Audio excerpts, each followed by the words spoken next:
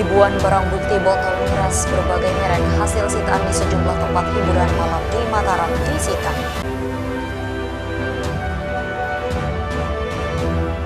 Alih fungsi lahan di Lombok Barat tak terkendali menyusul maraknya alih fungsi lahan produktif.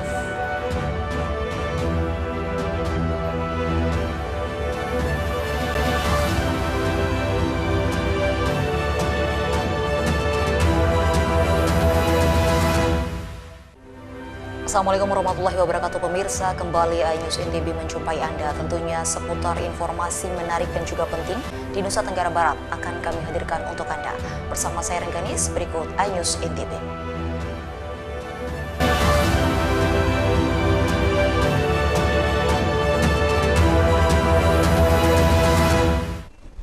Kita awali berita hari ini pemirsa, ribuan barang bukti botol miras berbagai merek hasil sitaan di sejumlah tempat hiburan malam di Mataram dimusnahkan Polresta Mataram.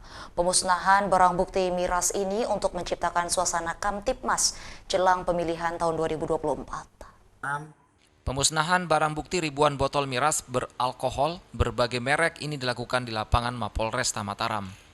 Ribuan botol miras beralkohol berbagai merek yang dimusnahkan ini merupakan hasil sitaan di sejumlah tempat hiburan malam di Mataram saat pelaksanaan kegiatan rutin yang ditingkatkan atau KRYD. Pemusnahan BB miras ini untuk menciptakan suasana Kamtipmas yang kondusif jelang pemilu 2024. Sasar Mataram itu sebanyak 12 tempat, baik yang kecil maupun yang besar, ya. Dan wilayah Lombok Barat sebanyak 34. Ya, khususnya di wilayah Gunung Sari Lilir. Kegiatan ini nanti kita akan melihat situasi dan kondisi dari tanggal 21 Agustus tadi sampai dengan 1 September ini. Nanti akan berkesinambungan sampai perhelatan pemilu. Barang bukti ribuan botol miras merupakan hasil razia di 12 kafe di wilayah Kota Mataram dan 34 kafe di wilayah Lombok Barat. Barang miras beralkohol berbagai merek, baik tradisional maupun pabrikan yang dimusnahkan tersebut tidak memiliki izin. Dari Mataram, Hari Kasidi, iNews memberitakan. Beralih ke informasi lainnya pemirsa, degradasi lahan di Lombok Barat tak terkendali menyusul maraknya alih fungsi lahan produktif menjadi perumahan. Alih fungsi lahan di Lombok Barat tak terbendung dan pemerintah daerah mengklaim telah memetakan lahan yang dialihfungsikan menjadi perumahan, namun Pemda tidak berdaya dalam mengendalikannya. Luas lahan produktif semakin berkurang di Lombok Barat dan segera dihentikan pemerintah dengan melakukan penertiban.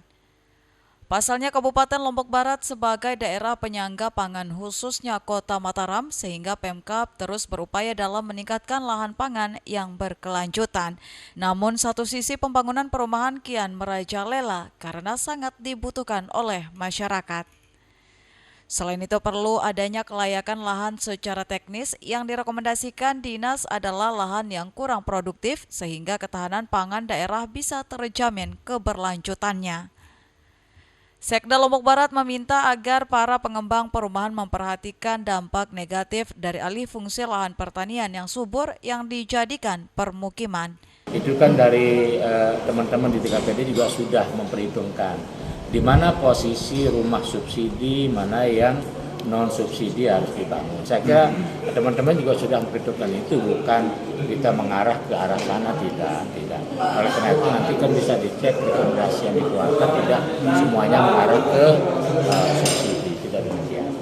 Sementara itu untuk luas penetapan lahan sawah dilindungi oleh pemerintah pusat yang diajukan menjadi Raperda Lahan Pertanian Pangan berkelanjutan mencapai 14.000 hektar.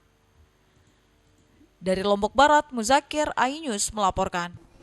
Pemirsa, antisipasi rawan pangan mengakibatkan kemarau panjang. Kabupaten Lombok Tengah menargetkan produksi 6 ton beras per hektar selama musim El Nino. Kabupaten Lombok Tengah ditargetkan memproduksi 6 ton beras per hektar selama musim El Nino ini dari luas tanam padi 3.000 hektar di musim kemarau.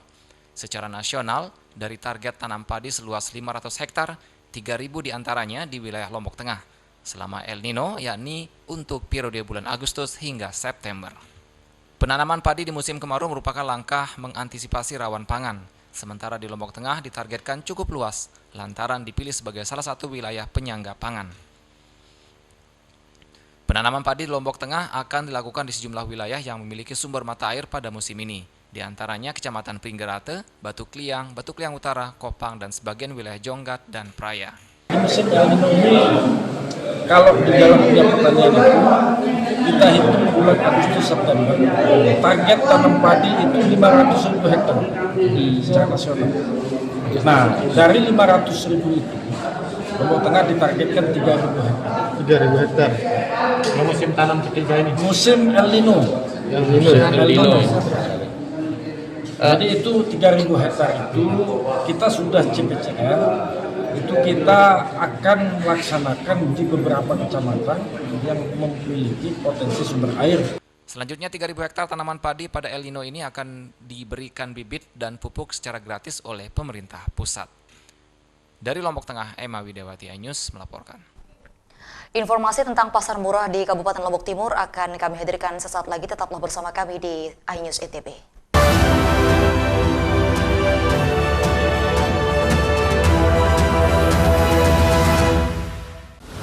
Menyoroti kecurangan. TTS ini bukan soal korupsi. Itu ditemukan, itu fakta yang ditemukan di lapangan. Menyuarakan keadilan. Melarikan diri melalui sungai. Wilayah tidak tersentuh oleh negara. Laporan mendalam dan eksklusif. Saya akan tunjukkan kepada Anda. Mario Dandi, rebutan perempuan, gimana Ken? AB Plus setiap minggu pukul 8 pagi di iNews. Saya Aiman Wicaksono. Saya akan mengupas tuntas malam ini. Saya mendapatkan kesempatan secara eksklusif. Bismillah, walaupun itu teman. 4 miliar dalam 1 jam itu nggak sulit. Betul. The Prime Show with Aiman setiap Rabu pukul 9 malam. Saya Prabowo Revolusi, kita berbagi cerita. Rupanya konspirasi itu ini. Oh iya. Apakah jadi capres? Kita setuju. Sebetulnya saya ini untuk menjadi presiden, saya harus siap. Konspirasi Prabu setiap Rabu pukul 10 malam. Mengupas makna dan tafsir Al-Quran bersama ulama terkemuka tanah air. Kaumum min kaum khairun minal yadis suflah. Nggak bakal bisa dibayar oleh dunia dan seisinya. Jelas, lugas untuk kehidupan sehari-hari. Di antara yang merusak hati adalah buruk sangka. Wa aqimus shalah wa atuz zakah. Itu pun sejajar dengan jihad fisabilillah. Cahaya Hati Indonesia, Sabtu dan Minggu pukul 12 siang di iNews.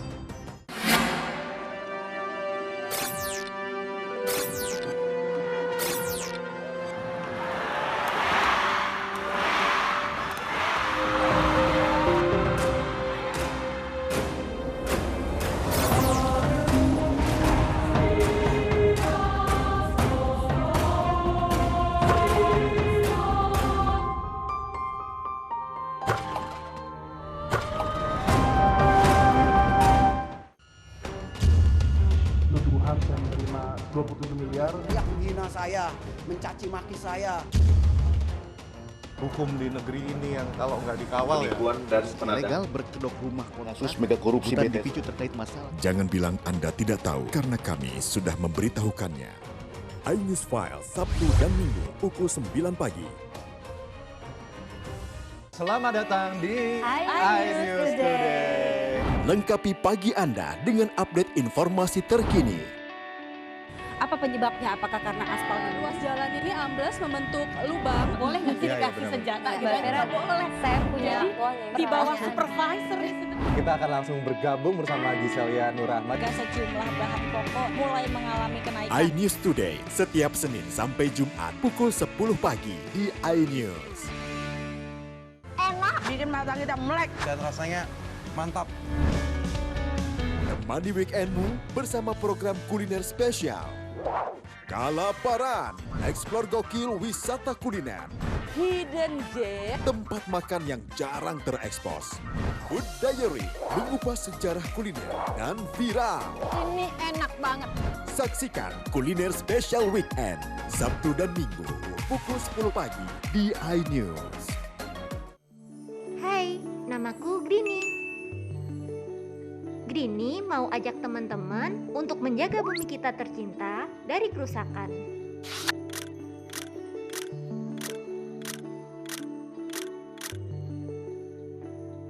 Mau tahu gimana caranya? Yuk, hemat energi teman-teman.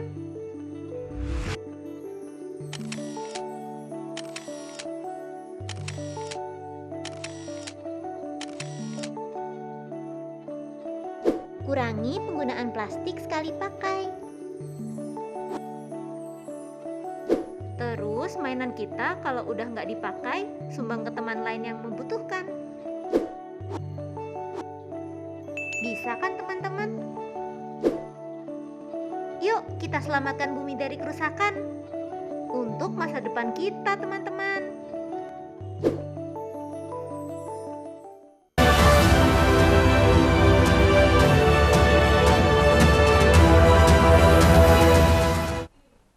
Terima kasih pemirsa, Anda masih bersama kami di iNews NTB. Pemirsa, pasar murah beras diserbu emak-emak di Lombok Timur. Bahkan mereka rela berdesakan demi mendapatkan beras dengan harga lebih murah dibanding dengan harga di pasaran saat ini. Harganya melambung hingga Rp13.000 per kilogram. Ratusan emak-emak ini rela berdesakan di lokasi pasar murah demi mendapatkan beras murah yang digelar Perum Bulog di wilayah Pringgesele, Lombok Timur. Antusiasme emak-emak ke lokasi pasar murah ini seiring melambungnya harga beras di pasaran hingga menembus Rp13.000 per kilogram. Sedangkan di pasar murah ini warga bisa membeli dengan harga Rp9.000 per kilogram. Operasi pasar murah ini sebagai upaya Perum Bulog untuk menstabilkan harga beras yang terus merangkak naik. Setiap hari Bulog menyediakan 30-40 ton untuk setiap program stabilisasi pasokan dan harga pangan. Saat ini memang kita sedang melaksanakan giat SPHP atau operasi pasar yang kita gelontorkan ke pasar-pasar yang ada di Lombok Timur. Nah, saat ini kita memiliki jaringan lebih kurang 100 pengecer beras yang ada di pasar-pasar. Jadi hampir setiap kecamatan, hampir semua pasar kita ada agen atau pengecer beras yang kita isi berasnya. Rata-rata per hari di angka 30-40 ton per hari.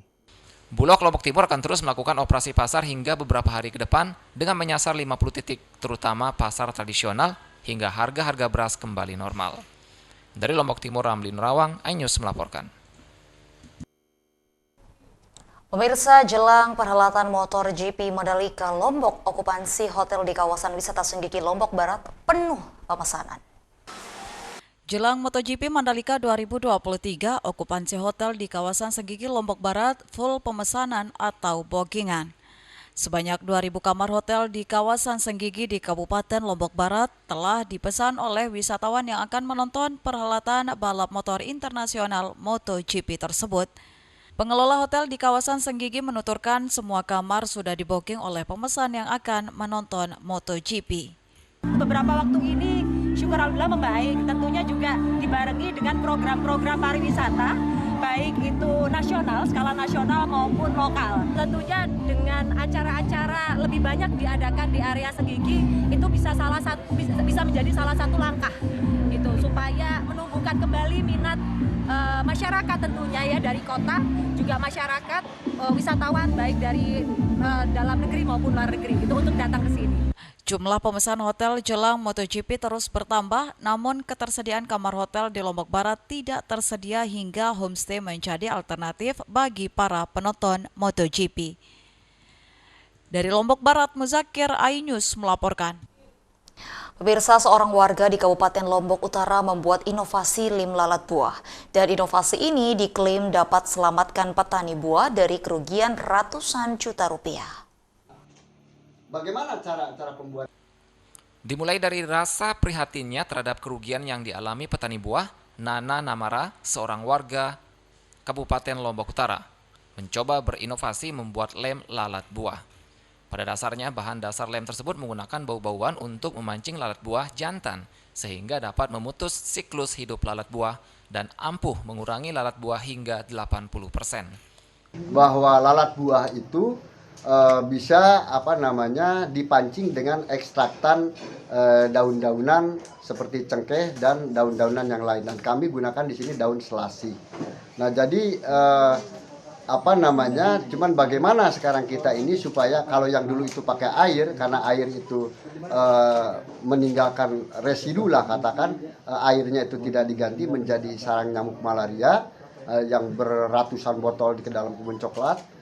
Nah, sekarang kami berpikir lagi bagaimana ini kalau dicampur dengan lem.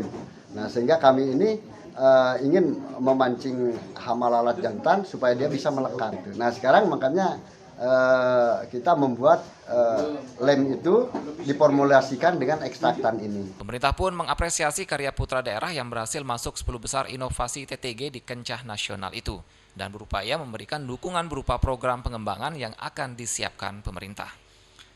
Satu botol lem birahi seukuran 60 ml disebut Nana bisa digunakan hingga 1 bulan.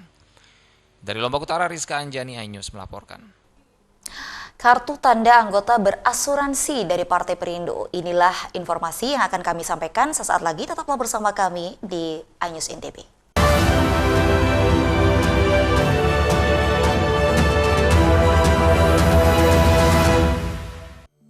Hai, namaku Grini.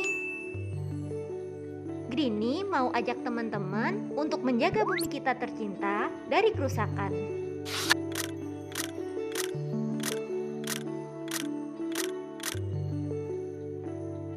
Mau tahu gimana caranya? Yuk, hemat energi teman-teman.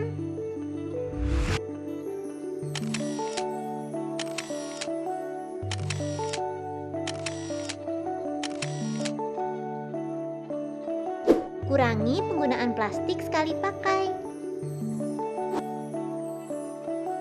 Terus mainan kita kalau udah nggak dipakai, sumbang ke teman lain yang membutuhkan. Bisa kan teman-teman? Yuk kita selamatkan bumi dari kerusakan untuk masa depan kita teman-teman. Kompilasi berita olahraga paling top dan sensasional, baik dalam dan luar negeri. Kamu menyaksikan Top Sport bersama saya, Sanjaya Ramai. Menjadi morning update, ada apa di hari ini? Hadir menemani pagi Anda dengan sajian informasi unik dan menarik. Walabi hutan yang merupakan hewan asli Papua Nugini dari Jepang disebut sebagai kariraisu. Menghadirkan bintang tamu yang menginspirasi. Campuran apa ini? Ini lemon. Oh lemon, ya. Kita peras, itu harus dipotongin dengan dekat bagian mata. Kalau nggak Morning dipotongin, Update, Senin sampai Jumat pukul 7 pagi di iNews. Hai, namaku Grini. Grini mau ajak teman-teman untuk menjaga bumi kita tercinta dari kerusakan.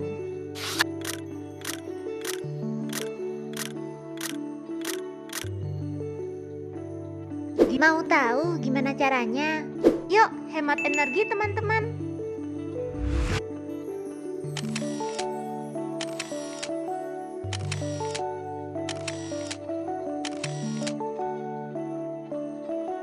Kurangi penggunaan plastik sekali pakai.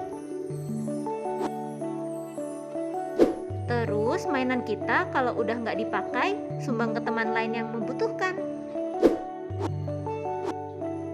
Bisa kan teman-teman?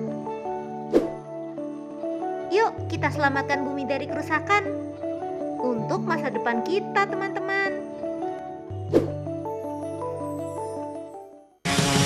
Kompilasi berita olahraga paling top dan sensasional, baik dalam dan luar negeri.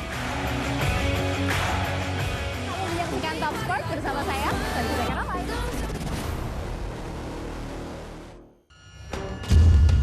Nuduhan saya menerima 27 miliar. Yang menghina saya, mencaci maki saya. Hukum di negeri ini yang kalau nggak dikawal ya. Legal berkedok rumah Kasus mega korupsi bukan BTS. dipicu terkait masalah. Jangan bilang Anda tidak tahu, karena kami sudah memberitahukannya. iNews File, Sabtu dan Minggu, pukul 9 pagi.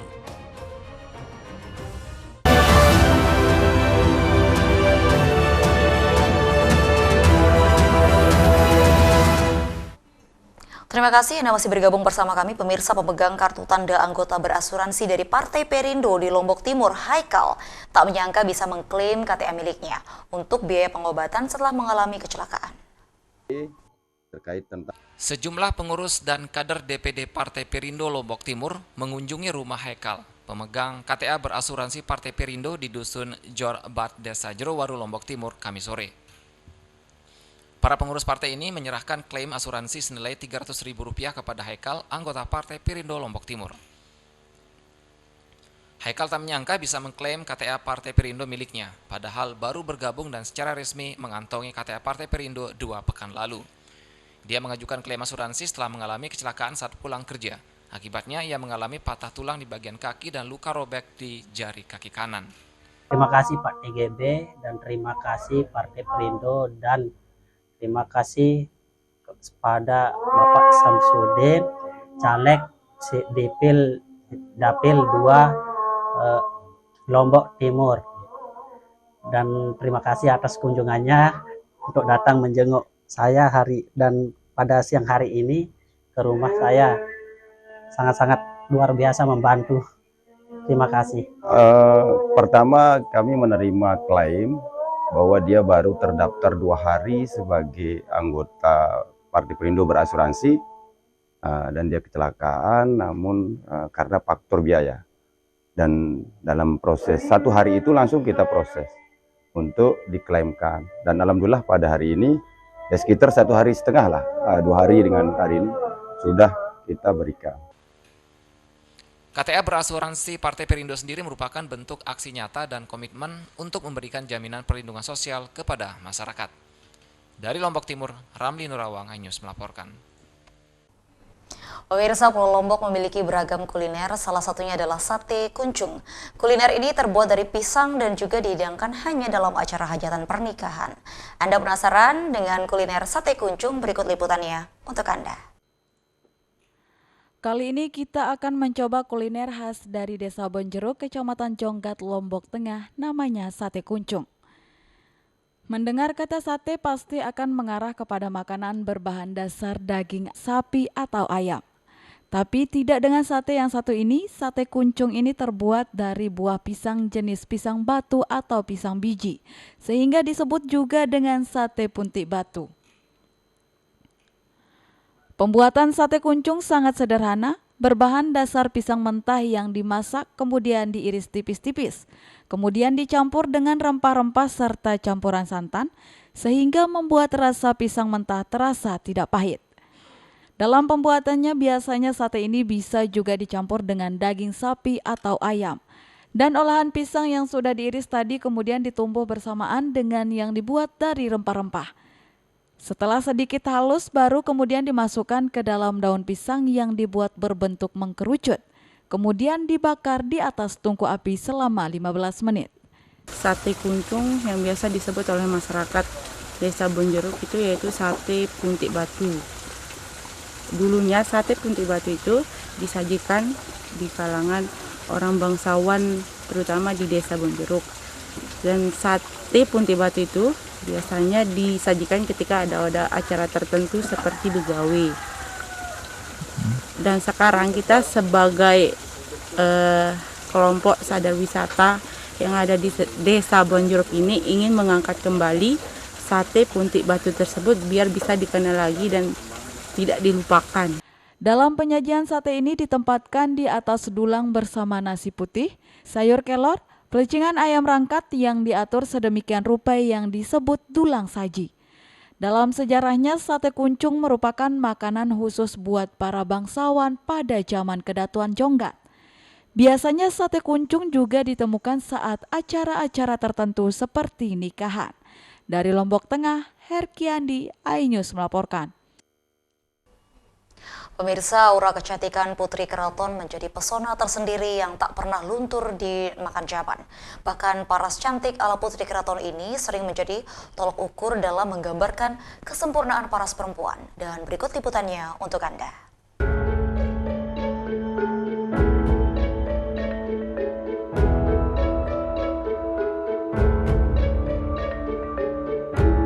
Memiliki kulit bersih dan cantik merupakan dambaan setiap wanita.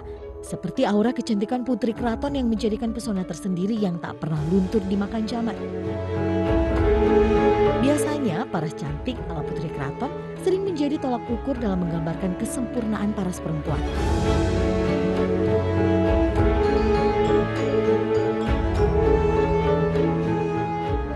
Namun untuk selalu tampil cantik dan menawan, Putri Keraton tentunya punya resep racikan tersendiri, yakni berupa ramuan atau rempah tradisional. Rempah tradisional yang terdiri dari herbal ini rupanya diyakini dapat menjaga kesehatan dan kecantikan kulit. Ya, ini salah satunya. Ini temulawak ya. Temulawak warnanya agak kuning. Nah, ini temu giring warnanya agak pucat. Nah, ini daun kemuning.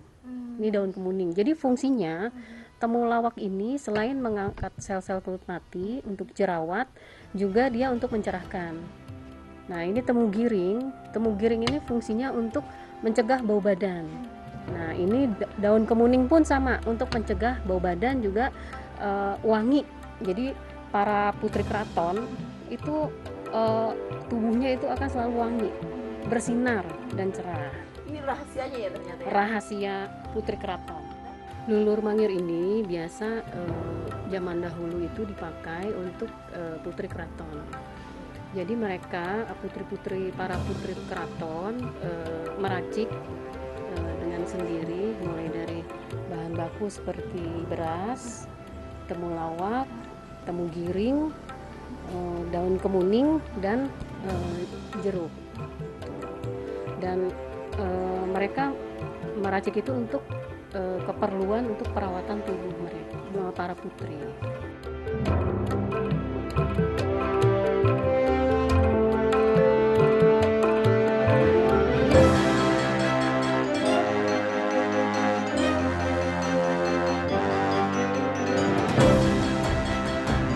Ternyata ramuan tradisional inilah yang menjadikan perempuan bangsawan memiliki kecantikan alami.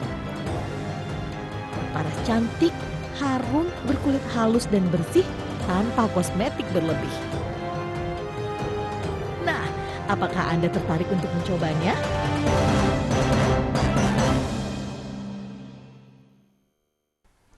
Nah, apakah Anda tertarik untuk meracik sendiri lulur demi kecantikan perempuan tadi? Pemirsa, informasi tadi sekaligus mengakhiri perjumpaan kita di hari ini. Saya Rengganis, terima kasih atas perhatian Anda. Sampai jumpa di iNews NTB selanjutnya. Assalamualaikum warahmatullahi wabarakatuh.